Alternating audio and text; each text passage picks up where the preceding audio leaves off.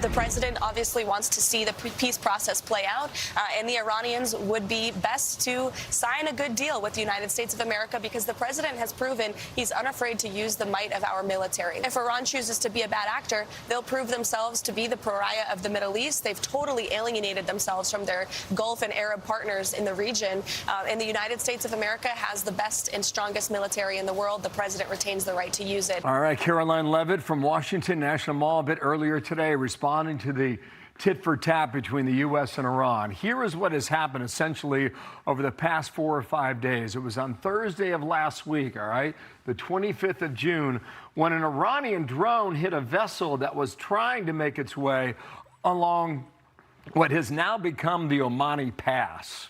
It's a way of saying that this is the international accepted route for vessels that go through the Strait of Hormuz. But again, what Iran wants is something very different. Iran wants all these vessels to come up and come through their islands so they can charge them a toll at their discretion.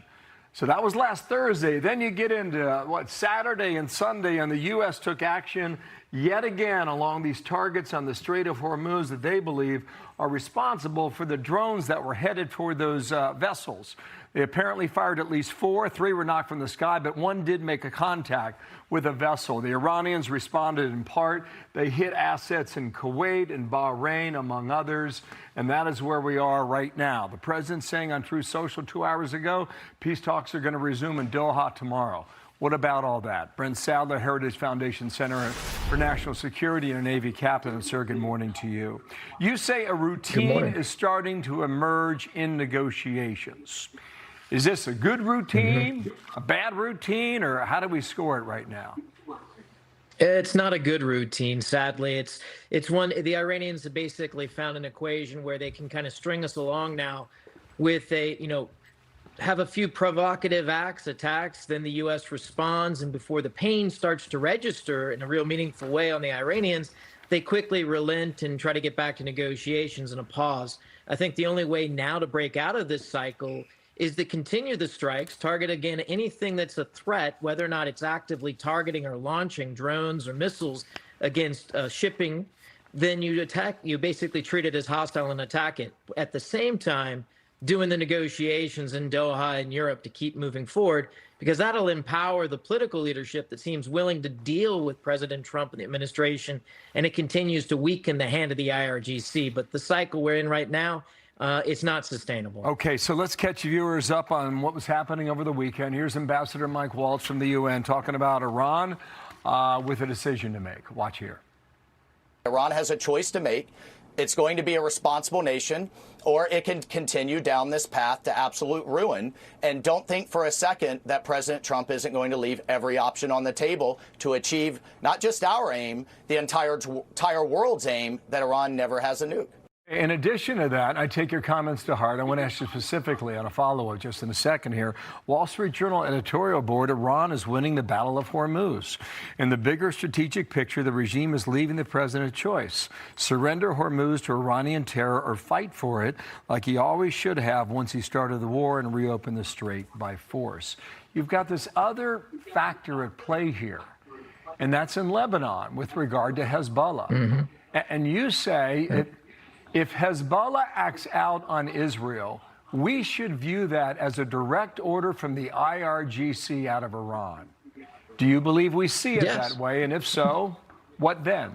Well, I mean, the Iranians have tried very hard to conflate the peace and the negotiations in Beirut to disarm Hezbollah with the peace deal that's being tried to work between the United States and Iran. So obviously, if there's an attack anywhere else, I would include the Houthis and proxies in Iraq, that needs to be tied back, and the leadership in Tehran needs to be held accountable for those attacks. So the door swings in both ways on this. One is the Iranians saying we're going to renew the hostile acts if you don't end the fighting in Lebanon. Likewise, if they don't stop arming these groups, encouraging them to make attacks, then we'll hold the Iranians accountable for it as well.